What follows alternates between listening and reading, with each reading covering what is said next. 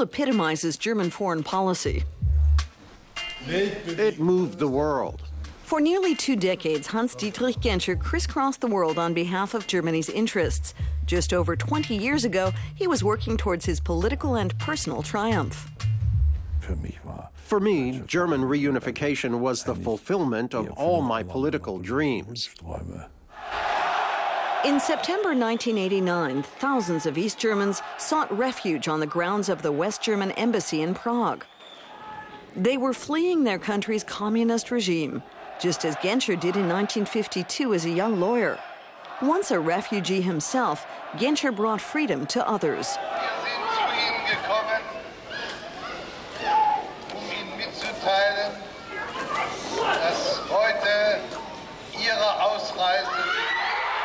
Genscher's voice was drowned out by the cheers. The events in Prague were a dramatic signal. They demonstrated that essentially the time was up for the partitioning of Berlin, of Germany, and of Europe. One might say that while the 4,000 or 5,000 people on the embassy grounds wanted freedom for themselves, they actually wrote history by striking the first big blows against the wall.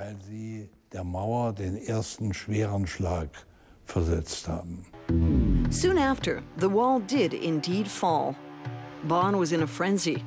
In the Foreign Office, Genscher grasped the dimensions of this historic opportunity. After 40 years of division, he and Chancellor Helmut Kohl began laying the groundwork for German reunification. In February 1990, Genscher and Kohl flew to Moscow for talks with Soviet leader Mikhail Gorbachev. Gorbachev was politically vulnerable, his country a collapsing superpower in need of help. It was a sensation at an evening news conference in Moscow. The Chancellor and his foreign minister announced the Kremlin had given them free rein to decide Germany's future. It was a decision with profound effects for Central Europe. We are the people of Central Europe and inextricably bound to Europe's fate. That consideration helped alleviate the doubts we encountered. It was essential that no one doubted that Germany would keep to its European course. That May, the 2+4 talks began in Bonn, with the 2 German foreign ministers from East and West Germany negotiating together with the 4 victorious powers of World War II, the US, Britain, France, and the Soviet Union. The future of Germany was at stake. Borders had to be drawn, and fearful neighbors reassured. Genscher was a self-assured diplomat in the negotiations. The victorious powers had come to know and trust him. The decisive element was trust. It was the payoff for over a decade of service as foreign minister up to that point. In 1990, because Genscher had already held the post for so long, people everywhere knew him, and they trusted him.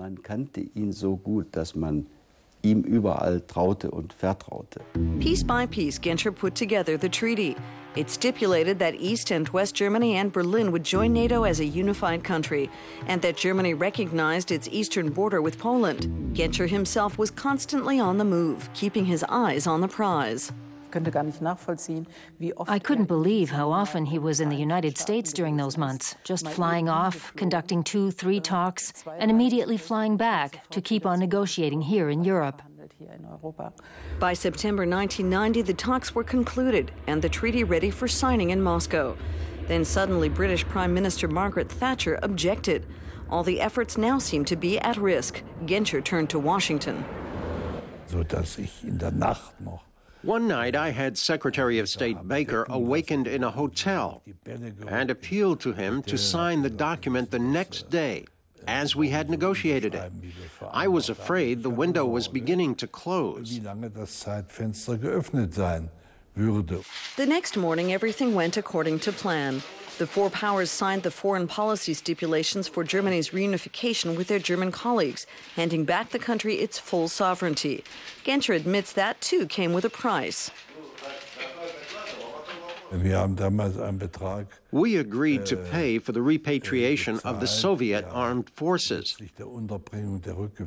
I believe it was 12 billion marks. When I think of how much is being spent these days to prop up banks and currencies, I think it was quite a modest sum. Not only Genscher is convinced it was worth the price, the retired foreign minister can look back proudly on what he accomplished, a reunified Germany embedded firmly in Europe.